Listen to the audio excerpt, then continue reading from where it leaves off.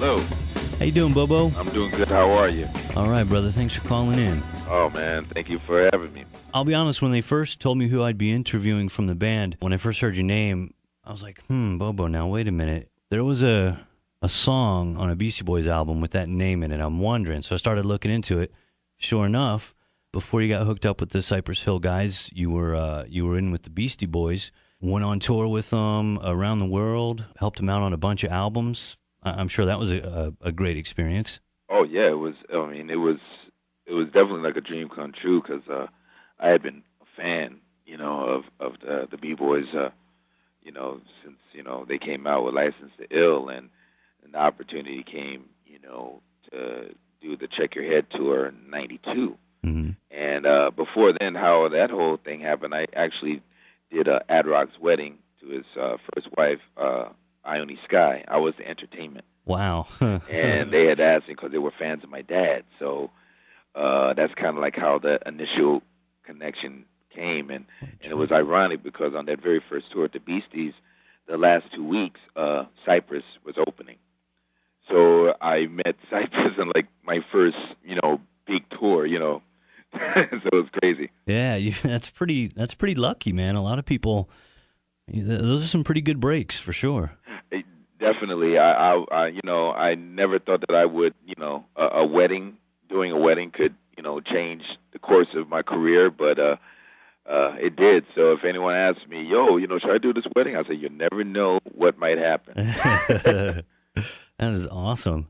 So before we get to Cypress Hill, one more Beasties-oriented question.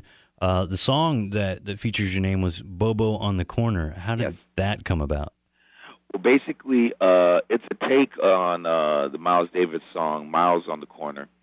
And basically, during the recording of that album, we were doing like jams, we just let the tape run, and we were doing all kinds of jams. And that kind of came about as one of the jams, and something that kind of featured stuff that I was doing. And Mario C. chopped it all up and made it into that little thing. So, I mean, I was honored just to even have my name in the title of a Beastie Boys song. So that was great.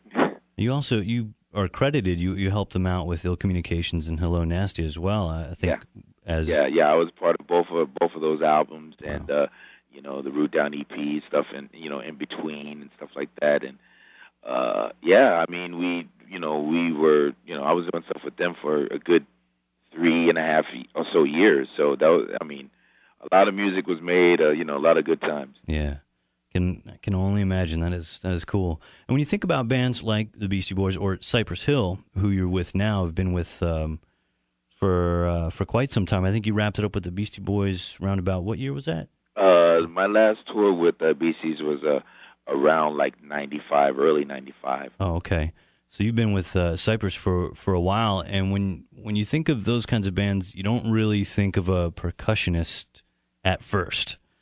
I mean, there are definitely tons of beats in the songs, but you have an image of in your head of somebody with a turntable, 2 turntables and a microphone. Right. Explain to me how a percussionist is involved in a band that's kind of hip hop, where you still have a DJ and you still have the MCs, the guys on the mics and stuff like that. Where do you fit in, and how do you make yourself fit in? Well, I think first off is being a fan of the music definitely helped, and I think my background of playing Latin jazz and all that stuff with my dad helped out as far as being able to adapt myself to whatever musical situation it was. So early hip hop, there was a lot of percussion in there. I mean, if you hear like stuff from like Sugar Hill Gang or Grandmaster Flash, and all that stuff had percussion. So it already lent itself to that. But hip hop at that time, and it's maybe still a little now, but not as much, was kind of like purist in the sense of turntables and MCs and nothing else up on stage.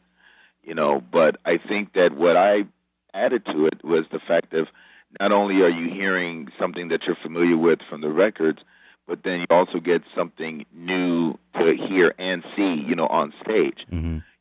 So you can hear a song that you're familiar with, and then all of a sudden there might be a breakdown that usually there might be nothing there, and then all of a sudden here this percussion thing comes in, and it's almost like, it brings the live element. Yeah. So it kind of like ups the game a little bit and makes it just a little something extra, and just knowing how to fit in and not be overbearing and not trying to drown out, what's already there, but kind of like get in and fit inside the grid, So I kind of like go at it in that frame of mind, and it seems to work. That's interesting. I can't imagine being, well, I'm not a musician to begin with, but I can't imagine being in a situation, because you've recorded with Soulfly, Rage Against the Machine, the Black Crowes, from heavy metal to like rootsy rock and Latin jazz and all kinds of other stuff. And you're playing with musicians. They're all live people playing their other instruments, and you're right there with them. And that energy has got to be absolutely amazing. And then you do something with Cypress Hill where, is there a band? I'm not even sure. Or is it mostly just instrumentation that's already there, but not necessarily a person playing that? So you're playing drums along with a recorded track or something. You're not playing along with a live person. Well, yeah, it's basically that now, and it's, we did have a band during like the Skull and Bones time, during that time, early 2000s, mm-hmm. and in that outfit I also played drum set, so I was switching off from drum set to and percussion. Mm-hmm.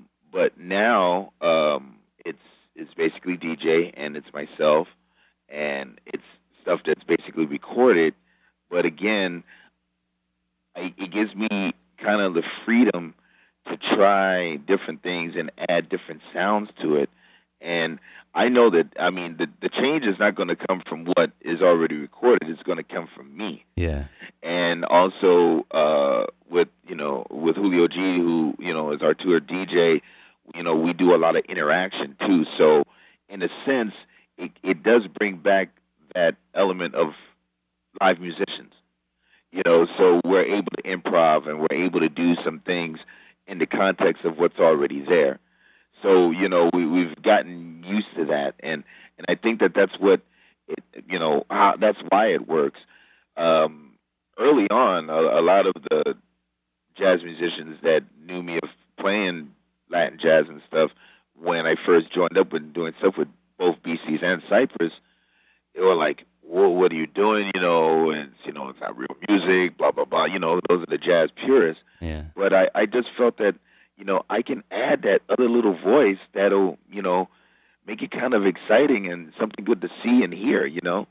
So that's what I'd like to think makes it work. Yeah. It's either been a really long time since Cypress Hill's been to Corpus, or you guys have never come here to play before. We've hit Houston and Dallas and everything like that, but Corpus, when I first saw it on the schedule, I said, "Oh man, that's where Selena's from." That's right, man. You have to. There's a statue on the bayfront, man, a memorial statue. Maybe you'll have time to go down and check it out. Right. Oh yeah. See, I'd love to do that. So I'm just kind of excited on that. I'm like, wow, So That's but cool. like I said, we're really excited, to play out there and have our show and play the new stuff and just have a slamming ass time. Yeah, I'm down for it. Well, Bobo, man, thanks a lot for taking the time to call in. You got it, man. Thank you very much.